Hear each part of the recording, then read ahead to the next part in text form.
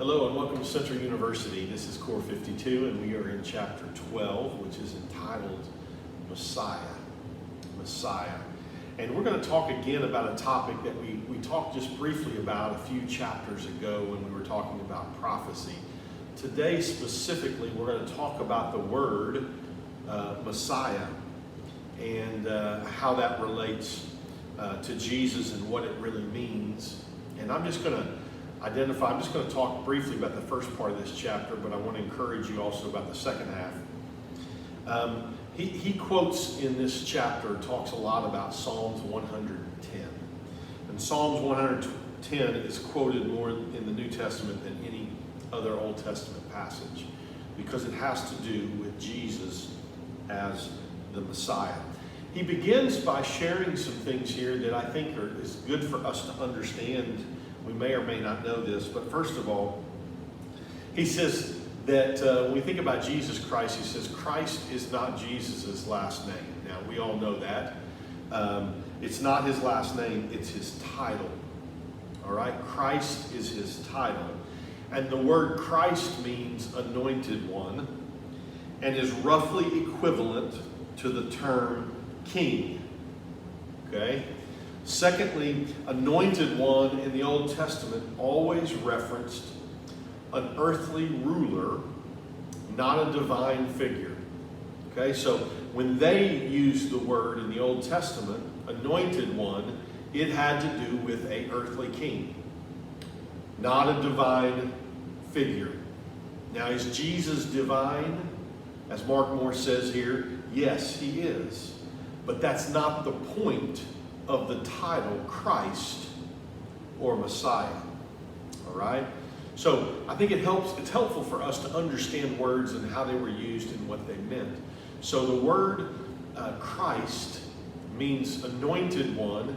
It is a reference to the Messiah, which is a reference to, at least in the ears of the hearers, an earthly king who was going to rescue Israel.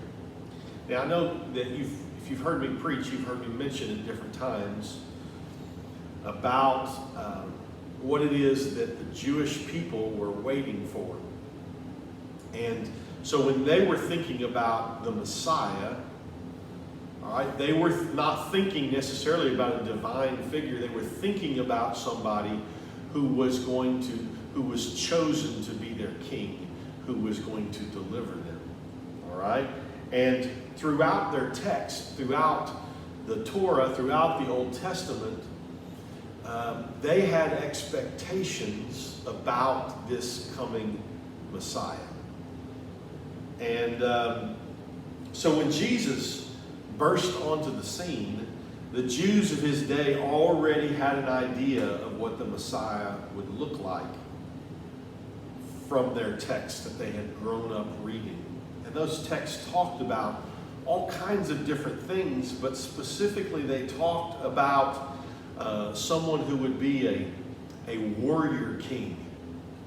All right?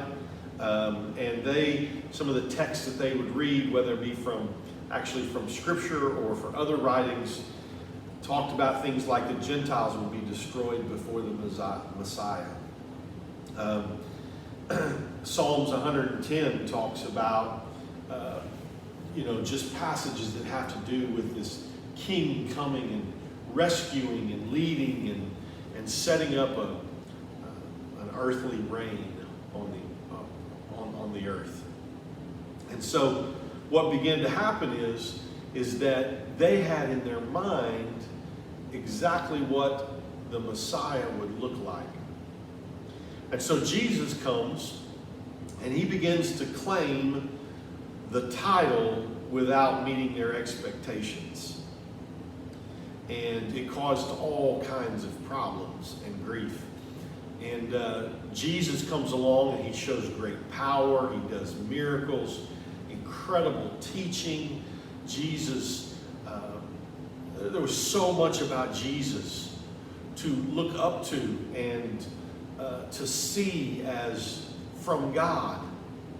And yet their expectations were so set on what the Messiah would look like that many of the Jews could not receive him. They did not receive Jesus. And tempers flared and heads turned, and ultimately Jesus got himself killed because he didn't meet their expectations. And I've referenced several times the opportunity I had to go to Israel and to spend time around the Jewish people and to spend time in the homes of Jewish people who do not accept Jesus as the Messiah. And it is so fascinating to sit and visit with people who have yet to come to see, for their eyes to be open to see that this was the Messiah that you were waiting for. You have been waiting for centuries. This is the Messiah. And yet their expectations of what he would do and what he would lead, and the fact that he would be this king who would set up his throne physically in Israel and lead as a king like that, have caused them to miss extraordinary truth about Jesus. I mean, it's right there in front of their eyes, and they can't see it because their expectations have been set another direction. I pray for the Jewish people to come to faith in Jesus, and many have. But today, as I wrap up, I just want to bring this home to you. Expectations can still be a great hindrance to seeing Jesus.